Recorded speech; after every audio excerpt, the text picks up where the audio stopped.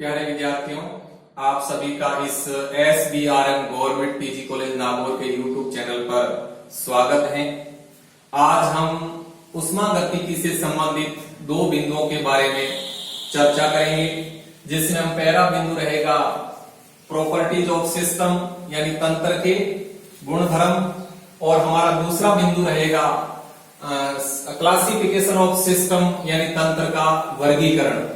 इन दो बिंदुओं के बारे में आज हम इस वीडियो में पढ़ेंगे। तो आपसे मेरा निवेदन है कि आप अपनी कॉपी और पेन निकाल लीजिए, बराबर नोट करते रहिए ताकि आपके बराबर नोट्स तैयार हो जाए।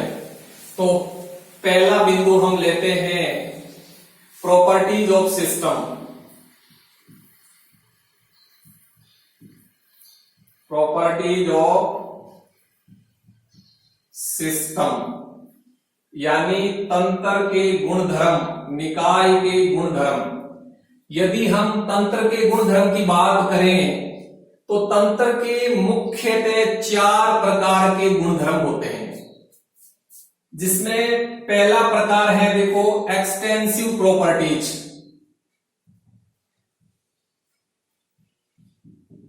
एक्सटेंसिव प्रॉपर्टीज, जिसको हम हिंदी में कहते हैं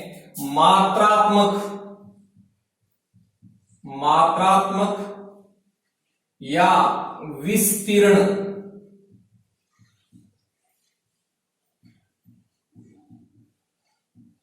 गुणधर्म। दूसरी प्रकार की जो प्रॉपर्टीज है वो इंटेंसिव प्रॉपर्टीज।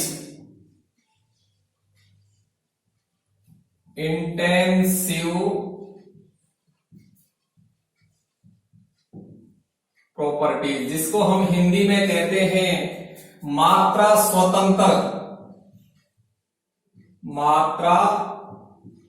स्वतंत्र या गहन या विशिष्ट गुणधर्म।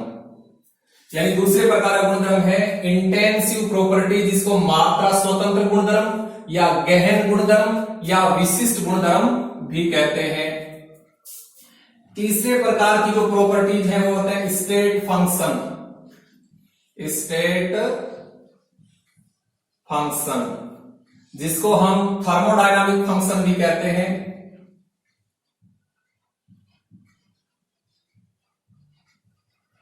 थर्मोडायनामिक फंक्शन, जिसको हम हिंदी में कहते हैं अवस्था फलन,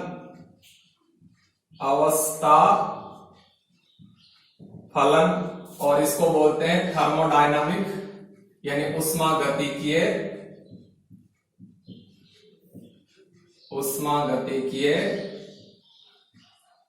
फलन। और जो चौथे प्रकार की जो प्रॉपर्टीज है वो है पाथ फंक्शन,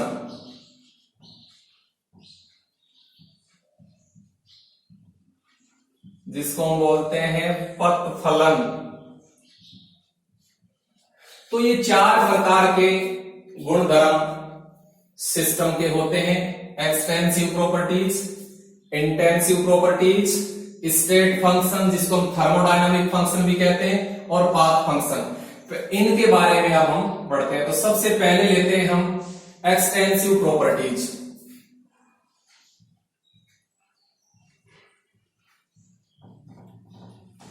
एक्सटेंसिव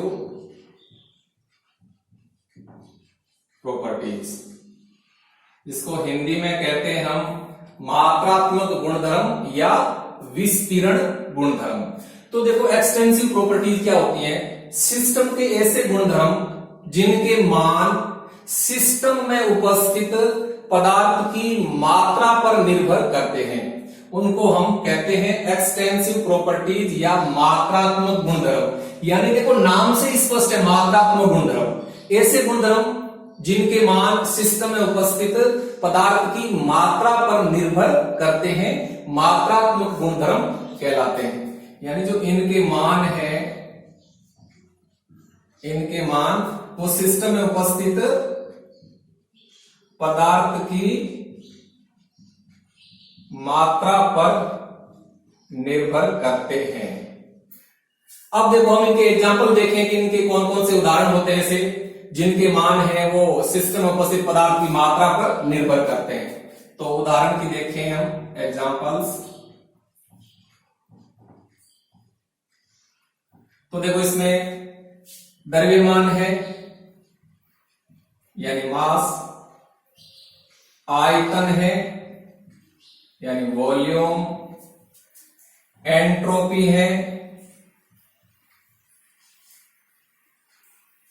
एंथैल्पी है,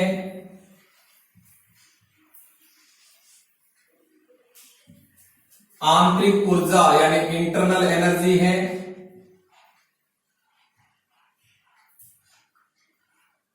फ्री एनर्जी यानी मुक्त ऊर्जा है, जिसको हम गिब्स ऊर्जा भी कहते हैं, मुक्त ऊर्जा आदि। तो ये सारे एक्सटेंसिव प्रॉपर्टीज होती है द्रव्यमान, आयतन, एंट्रोपी, एंथैल्पी, आंतरिक ऊर्जा, मुक्त ऊर्जा आदि। इनके मान हैं वो सिस्टम में उपस्थित पदार्थ की मात्रा पर निर्भर करते हैं। तो इनको हम बोलते हैं मात्रात्मक गुणधर्म। तो ये हो गया हमारा मात्रात्मक गुणधर्म यानी एक्सटेंसिव प्रॉपर्टीज। अब हम दूसरा लेते हैं इंटेंसिव प्रॉपर्टीज।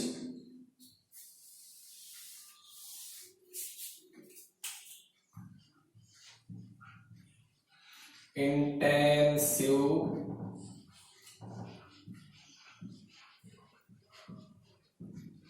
प्रॉपर्टीज, जिसको हम हिंदी में कहते हैं मात्रा स्वतंत्र गुणधर्म या गहन गुणधर्म या विशिष्ट गुणधर्म। तो देखो ऐसे गुणधर्म जिनके मान निकाय में उपस्थित पदार्थ की मात्रा पर निर्भर नहीं करते हैं, बल्कि जिनके मान निकाय में उपस्थित पदार्थ की प्रकृति पर निर्भर करते हैं, तो उन्हें हम बोलते हैं इंटेंसिव प्रॉपर्टीज। यानी जो इनके मान हैं, इनके मान सिस्टम में उपस्थित पदार्थ की मात्रा पर निर्भर नहीं करते हैं, बल्कि इनके मान हैं वो सिस्टम में उपस्थित पदार्थ की प्रकृति पर निर्भर करते हैं। पदार्थ की प्रकृति पर इनके मान निर्भर करते हैं। तो ऐसे गुणधर्मों को हम बोलते हैं मात्रा स्वतंत्र गुणधर्म या गहन गुणधर्म या विशिष्ट गुणधर्म। अब देखो हम इनके एग्जाम्पल देखते हैं, उदाहरण एग्जाम्पल्स। तो एग्जाम्पल्स देखें तो देखो इसमें ताप है, दाब है, गलनांक है, क्वथनांक है,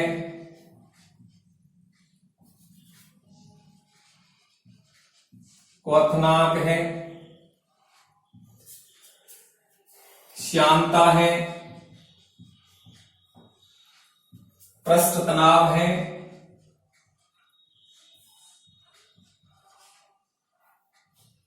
विशिष्ट ऊष्मा है,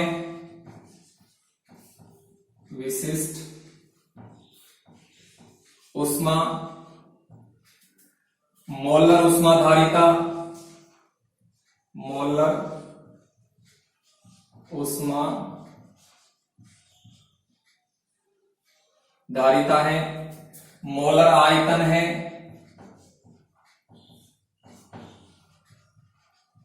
मोलर आयतन है। इसके बाद में हम देखें तो अपवर्तनांक है, अपवर्तनांक है, गैस स्थिरांक है,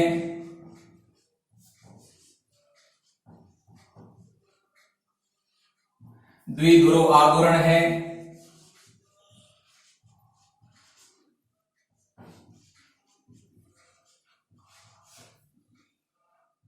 आदि।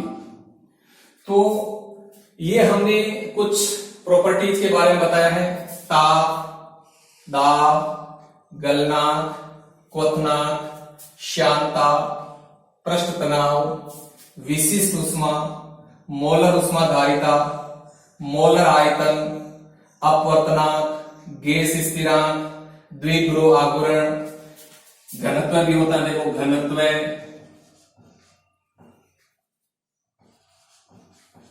घनत्व, मोलर द्रव्यमान,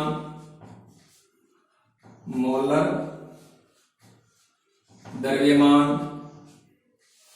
आदि गुणधर्म है, वो इंटेंसिव प्रॉपर्टीज होती हैं। इन गुणधर्मों के जो मान हैं वो सिस्टम में उपस्थित पदार्थ की मात्रा पर निर्भर नहीं करते हैं, बल्कि इनके मान में पदार्थ की प्रकृति पर निर्भर करते हैं। तो इनको बोलते हैं इंटेंसिव प्रॉपर्टीज, या मात्रा स्वतंत्र गुणधर्म, या गहन गुणधर्म, या विशिष्ट गुणधर्म। अब हम तीसरे प्रकार का लेते हैं, देखो स्टेट फंक्शन।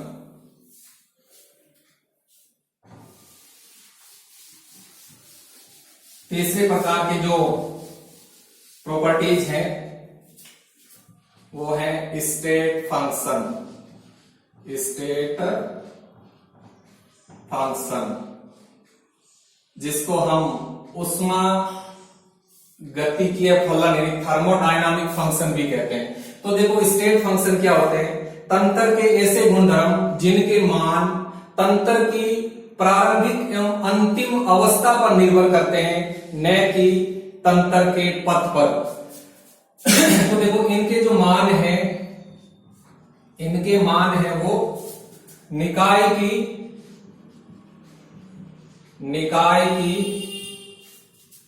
प्रारंभिक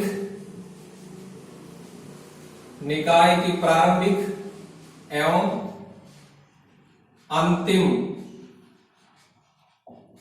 अवस्था पर निर्भर करते हैं।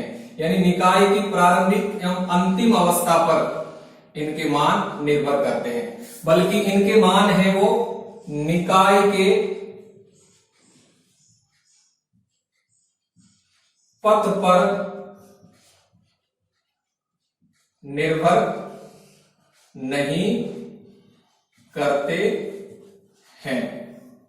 तो दोबारा देखिए, यानी स्टेट फंक्शन क्या होता है? निकाय के ऐसे गुणधर्म जिनके मान निकाय की प्रारंभिक एवं अंतिम अवस्था पर निर्भर करते हैं, न कि निकाय के पथ पर। तो ऐसे गुणधर्मों को हम बोलते हैं स्टेट फंक्शन। अब हम इनके उदाहरण की बात करें, देखो एग्जाम्पल की बात करें कि इनके कौन कौन से उदाहरण हो सकते हैं। देखो इनके उदाहरण की बात करें तो ताप है, दाब है, आयतन है, एंट्रोपी है, एंथैल्पी है, आंतरिक ऊर्जा है, आंतरिक ऊर्जा, गिब्स ऊर्जा जिसको हम मुक्त ऊर्जा भी कहते हैं, आदि। ये ऐसे गुणधर्म हैं जिनके मान निकाय की प्रारंभिक व अंतिम अवस्था पर निर्भर करते हैं, बल्कि इनके मान एवं निकाय के पथ पर निर्भर नहीं करते हैं। तो ऐसे गुणधर्मों को हम बोलते हैं स्टेट फंक्शन या थर्मोडायनामिक फंक्शन, जिसके देखो उदाहरण है ताप है, दाब है, आयतन है, एंट्रोपी है, एंथैल्पी है, आंतरिक ऊर्जा है, गिब्स ऊर्जा है, आदि। ये है स्टेट फंक्शन। अब हम लेते हैं, देखो पाथ फंक्शन क्या होता है। देखो path function,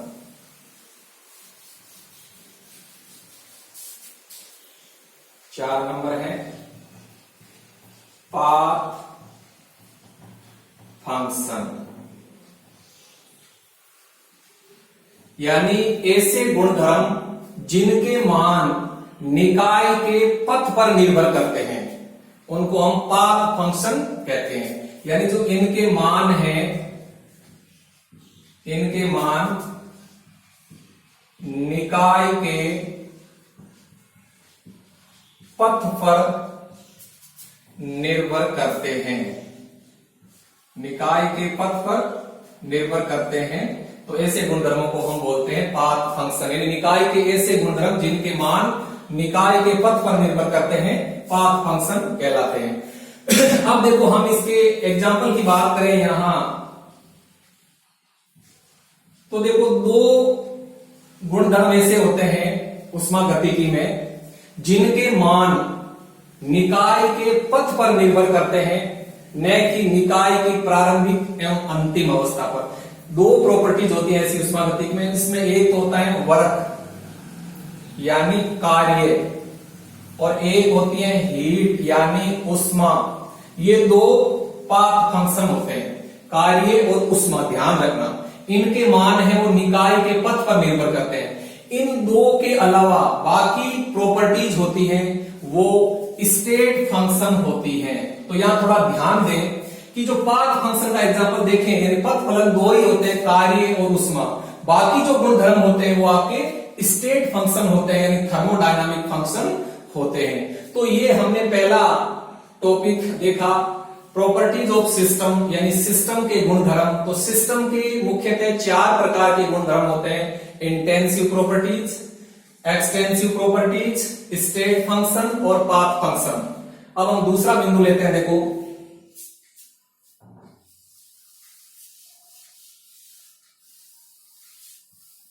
classification of system.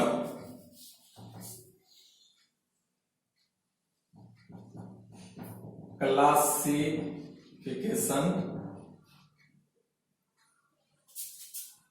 Of system यानी तंत्र का वर्गीकरण, यानी तंत्र के प्रकार। तो तंत्र का वर्गीकरण है वो 2 मापदंडों के आधार पर किया जाता है। तंत्र का जो वर्गीकरण है वो 2 मापदंडों के आधार पर किया जाता है, जिसमें एक तो होता है तंत्र एवं परिवेश के मध्य मास एवं एनर्जी के विनिमय के आधार पर वर्गीकरण किया गया है। और एक वर्गीकरण किया गया है केमिकल कंपोजिशन के आधार पर, यानी केमिकल कंपोजिशन, केमिकल कंपोजिशन जिसको हम बोलते हैं रासायनिक संगठन के आधार पर। तो देखो सिस्टम का जो वर्गीकरण है वो मुख्यतः 2 मापदंडों के आधार पर किया जाता है, जिसमें एक मापदंड है वो है परिवेश और निकाय के मध्य मास एवं एनर्जी के विनिमय के आधार पर, और दूसरा है केमिकल कंपोजिशन यानी रासायनिक संगठन,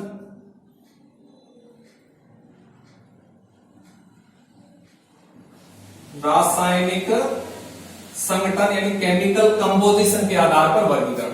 तो पहला जो मापदंड है वो है मास एवं एनर्जी के विनिमय के आधार पर। देखो मास एवं एनर्जी के विनिमय के आधार पर है वो सिस्टम 3 प्रकार के होते हैं, यानी सिस्टम को 3 भागों में बांटा गया है, जिसमें एक है ओपन सिस्टम, ओपन सिस्टम, एक होता है क्लोज्ड सिस्टम और एक होता है आइसोलेटेड सिस्टम। यानी मास एवं एनर्जी के विनिमय के आधार पर सिस्टम को 3 भागों में बांटा गया है। ओपन सिस्टम जिसको हम बोलते हैं खुला तंत्र, दूसरा होता है क्लोज्ड सिस्टम जिसको हम बोलते हैं बंद निकाय या बंद तंत्र, और तीसरा होता है आइसोलेटेड सिस्टम जिसको हम बोलते हैं विलगित निकाय। तो 3 प्रकार के होते हैं। अब देखो केमिकल कंपोजिशन के आधार पर हम सिस्टम के प्रकार देखें तो सिस्टम 2 प्रकार के होते हैं। केमिकल कंपोजिशन के आधार पर सिस्टम 2 प्रकार के होते हैं। एक तो होता है होमोजेनस सिस्टम,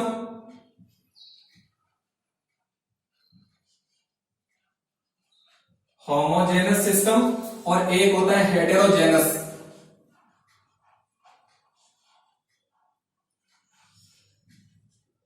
होमोजेनस और हेटेरोजेनस, इसको हिंदी में कहते हैं सममांगी तंत्र और विषमांगी तंत्र। 2 प्रकार होते हैं। केमिकल कंपोजिशन के आधार पर सिस्टम 2 प्रकार के होते हैं। समांगी तंत्र और विषमांगी तंत्र। और मास एंड एनर्जी के विनिमय के आधार पर तीन तरह के होते हैं, ओपन सिस्टम, क्लोज्ड सिस्टम और आइसोलेटेड सिस्टम। अब इनके बारे में हम देखते हैं। तो सबसे पहले हम लेते हैं, देखो ओपन सिस्टम। ओपन सिस्टम देखो ओपन सिस्टम क्या होता है, क्लोज्ड सिस्टम क्या होता है और आइसोलेटेड सिस्टम क्या होता है, जब इनके बारे में देखते हैं। तो यदि हम ओपन सिस्टम देखें तो ओपन सिस्टम क्या होता है, ओपन सिस्टम वह सिस्टम होता है जो अपने परिवेश के साथ मास एवं एनर्जी दोनों का विनिमय कर सकता है। यानी वह सिस्टम जो अपने परिवेश के साथ मास एवं एनर्जी दोनों का विनिमय कर सकता है। अब देखो क्लोज्ड सिस्टम क्या होता है, वह सिस्टम जो अपने परिवेश के साथ मास का विनिमय नहीं कर सकता है लेकिन एनर्जी का विनिमय कर सकता है। यानी वह सिस्टम जो अपने परिवेश के साथ मास का विनिमय नहीं कर सकता है लेकिन एनर्जी का विनिमय, ऊर्जा का विनिमय कर सकता है। और आइसोलेटेड सिस्टम क्या होता है, वह सिस्टम जो अपने परिवेश के साथ न तो मास का विनिमय कर सकता है और न ही एनर्जी का विनिमय कर सकता है। तो ऐसे सिस्टम को हम आइसोलेटेड सिस्टम कहते हैं। तो यहां देखो हमने ओपन सिस्टम, क्लोज्ड सिस्टम और आइसोलेटेड सिस्टम की परिभाषा देखी। क्या दोबारा देखिए, देखो ओपन सिस्टम वह सिस्टम होता है जो अपने परिवेश के साथ मास एवं एनर्जी दोनों का विनिमय कर सकता है।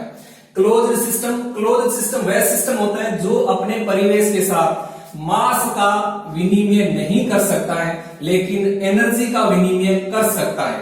और आइसोलेटेड सिस्टम वह सिस्टम होता है जो अपने परिवेश के साथ न तो मास का विनिमय कर सकता है और न ही एनर्जी का विनिमय कर सकता है। अब हम इनके एग्जांपल देखें तो देखो ओपन सिस्टम का एग्जांपल हो सकता है एक खुले बीकर में रखा हुआ गर्म जल। एक बीकर है, उसके अंदर गर्म जल रखा हुआ है और उसके ऊपर कोई ढक्कन नहीं लगा हुआ है, तो एक खुले बीकर में रखा हुआ गर्म जल एक ओपन सिस्टम है। इसी प्रकार से क्लोज सिस्टम की हम बात करें तो एक ढके हुए बीकर में रखा हुआ गर्म जल, यानी एक बीकर है उसके अंदर गर्म जल है और उसके ऊपर ढक्कन लगा हुआ है, तो यह एक बंद निकाय होता है, क्लोज्ड सिस्टम होता है। आइसोलेटेड सिस्टम एग्जांपल देखें तो एक थर्मस फ्लास्क में रखा हुआ गर्म जल, तो वो होता है आइसोलेटेड सिस्टम। तो देखो मास एवं एनर्जी के विनिमय के आधार पर सिस्टम के तीन प्रकार होते हैं, ओपन सिस्टम, क्लोज्ड सिस्टम और आइसोलेटेड सिस्टम। ये क्या होता है और इनके एक एक उदाहरण। अब देखो इधर हम देखते हैं कि संगठन के आधार पर सिस्टम है वो दो प्रकार के होते हैं, ठीक। पहला होता है होमोजेनस और दूसरा होता है हेटेरोजेनस, यानी समांगी तंत्र और विषमांगी तंत्र। अब देखो समांगी तंत्र क्या होता है, समांगी तंत्र वह होता है जिसके पूरे भाग का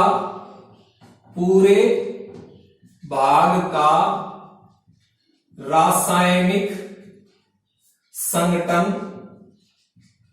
एक जैसा होता है,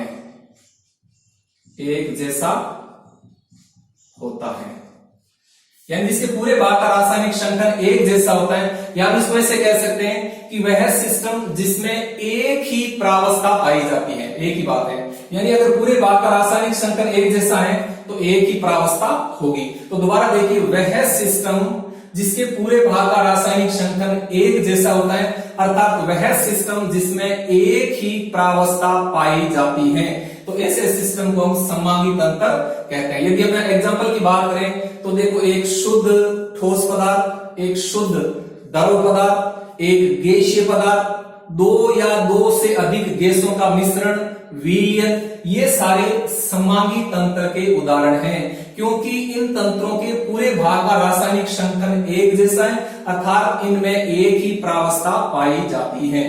दूसरा होता है देखो विषमांगी तंत्र, तो ऐसे तंत्र जिसके पूरे भाग का रासायनिक संगठन एक जैसा नहीं होता है, अर्थात वह सिस्टम जिसमें एक से अधिक प्रावस्थाएं पाई जाती हैं। क्योंकि पूरे भाग का रासायनिक संगठन एक जैसा नहीं है, तो इसका अर्थ ये हो गया कि उस सिस्टम में दो या दो से अधिक प्रावस्थाएं हैं। तो ऐसे सिस्टम को हम बोलते हैं विषमांगी तंत्र। जैसे हम यहाँ उदाहरण की बात करें तो देखो, दो ठोस पदार्थों का मिश्रण, यदि हम दो ठोस पदार्थों का आपस में मिला दें, नमक और चीनी को मिला दें, तो ये जो अपना सिस्टम बनेगा, ये सिस्टम एक विषमांगी सिस्टम होगा, क्योंकि इसके पूरे भाग का रासायनिक संगठन एक जैसा नहीं होगा। इसी पर हम दूसरा एग्जाम्पल देखें तो दो अमिश्रणीय द्रव पदार्थों का मिश्रण, जैसे मान लीजिए अपन देखते हैं कि पानी और तेल का मिश्रण एक तरह से विषमांगी तंत्र हो गया, यानी जिसके पूरे भाग का रासायनिक संगठन एक जैसा नहीं है। तो विषमांगी तंत्र वह तंत्र होता है जिसके पूरे भाग का रासायनिक संगठन एक जैसा नहीं होता है, अर्थात वह तंत्र जिसमें एक से अधिक प्रावस्थाएं पाई जाती है, उनको हम विषमांगी तंत्र कहते हैं। यहाँ उदाहरण देखें तो दो ठोस पदार्थों का मिश्रण, दो अमिश्रणीय द्रव पदार्थों का मिश्रण, ये विषमांगी तंत्र के उदाहरण हैं। तो आज हमने इस वीडियो में तंत्र से संबंधित दो बिंदुओं के बारे में चर्चा की। हमारा पहला बिंदु था प्रॉपर्टीज ऑफ सिस्टम यानी तंत्र के गुणधर्म, और दूसरा बिंदु था क्लासिफिकेशन ऑफ सिस्टम, तंत्र का वर्गीकरण। हमारा जो नेक्स्ट वीडियो होगा वो होगा थर्मोडायनामिक प्रोसेस और इसके प्रकार। धन्यवाद, थैंक यू।